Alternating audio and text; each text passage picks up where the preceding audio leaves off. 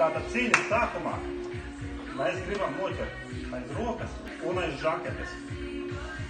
Un šajā gadījumā, ja mēs gribam taisīt dzedzību atdošu, mēs ejam ar kreiso kāju uz priekšu un ejam tik tālu, lai mēs esam vai nu līdz ar viņa kāju, vai nu pišķi aiz. Un neesam ne šeit, bet esam samērā tuvu. Ne pie pašas kājas, bet kaut kur šeit.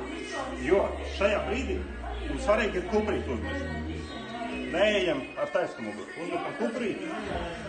Un mēs gribam ar labo kāju iet viņam starp kājām maksimāli dziļi, tik dziļi, cik mēs varam, lai ar pirksgalu aizsniegtu. Un tad, kad mums ir pirksgalu zemē, ir kuprīt, mēs spiežam kājās lejā, viņš krīt. Nogāžot lejā, uzreiz uzliekam celi, un tālāk mēs vēl varam darboties kaut ko citu darīt.